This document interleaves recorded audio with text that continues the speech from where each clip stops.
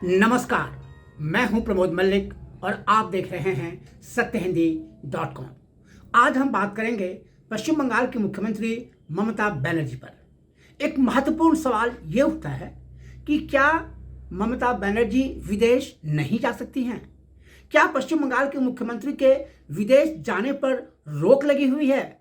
आखिर उन्होंने ऐसा क्या किया है जिसकी वजह से विदेश मंत्रालय ने उनको विदेश जाने की अनुमति नहीं दी है? ये सवाल इसलिए उठता है कि ममता बनर्जी को पड़ोसी देश नेपाल में एक कार्यक्रम में जाना था। 10 दिसंबर से 12 दिसंबर तक ये कार्यक्रम आयोजित होना था।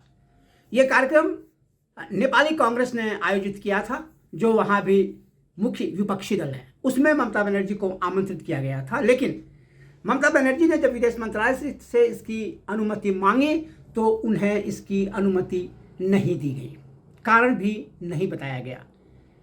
यह पहला मौका नहीं है जब ममता बनर्जी को विदेश जाने से रोका गया।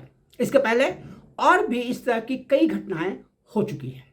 जैसे इसी साल कुछ ही दिन पहले 6 और 7 अक्टूबर को रोम में एक कार्यक्रम होना था।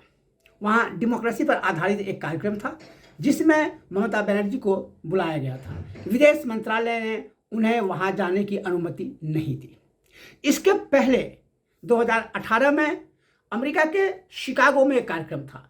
ममता बनर्जी को उसमें भी नहीं जाने दिया गया। इसी तरह चीन में भी एक कार्यक्रम था और पश्चिम बंगाल के मुख्यमंत्री को भारत सरकार के विदेश मंत्रालय ने वहाँ भी जाने की अनुमति नहीं दी।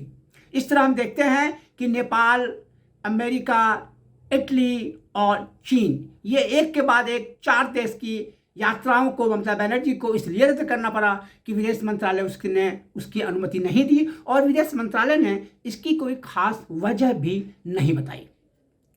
जाहिर है तृणमूल कांग्रेस यानी टीएमसी, जिसकी सुप्रीमो ममता बनर्जी हैं और जो पश्चिम बंगाल में सत्तारूढ़ पार्टी है, उसने इस पर तीखी प्रतिक्रिया जताई है।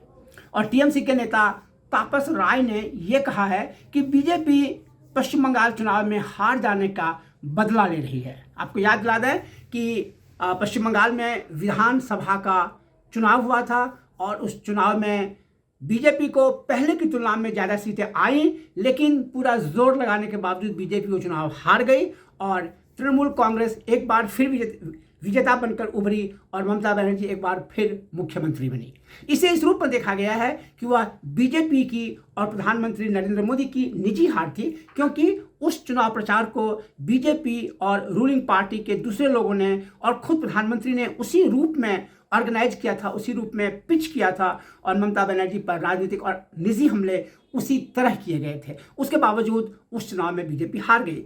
उसके बाद से उस चुनाव के प्रचार अभियान के दौरान जो तू मैं हुई, एक दूसरे पर जो कटाक्ष हुए, जो आरोप प्रत्यारोप हुए, वह तो राजनीति में होता है, ऐसा हम मान ले सकते हैं। लेकिन उसके बाद भी टीएमसी और बीजेपी में तनातनी बरकरार रही।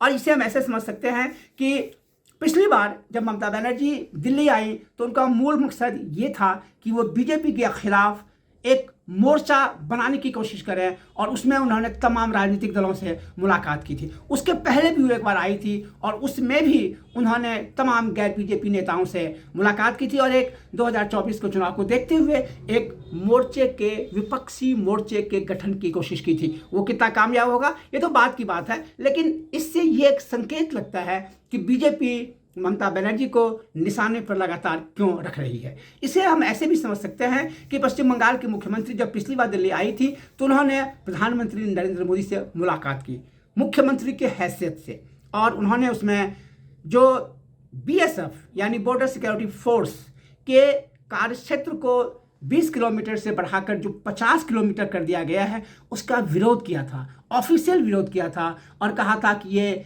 जो जिसे कोऑपरेटिव फेडरलिज्म कहते हैं उसकी स्पिरिट के खिलाफ है, केंद्र राज्य संबंधों के खिलाफ है, राज्य के मामलों में हस्तक्षेप है और इसलिए इस फैसले को नहीं लिया जाना चाहिए। ये कुछ उदाहरण हैं, सिर्फ उदाहरण हैं, ये दिखाने के लिए कि टीएमसी और बीजेपी के बीच किस तरह तनातनी है, प्रतिस्पर्धा है। दोनों एक दूसरे का विरोध करते हैं, दोनों एक दूसरे का निशाने पर लेते हैं और बात तो हद से तब गुजर जाती है जब ममता बनर्जी को विदेश जाने की अनुमति नहीं दी जाती है। उस सवाल का जवाब अभी भी किसी को नहीं मिला है कि ममता बनर्जी ने आखिर क्या किया कि उनके विदेश जाने पर रोक लगी है। हम उम्मीद करेंगे कि केंद्र सरकार इसका जवाब शीघ्र दे। जब तक जवाब देगी उसका हम इंतजार करेंगे। तब तक आप देखते रहिए सत्यहिंदी.com।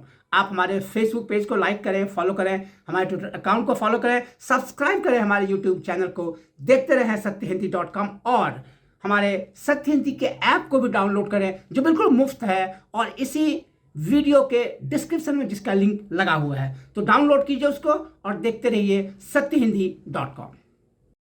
सत्य हिंदी का ऐप डाउनलोड करें गूगल प्ले स्टोर पर।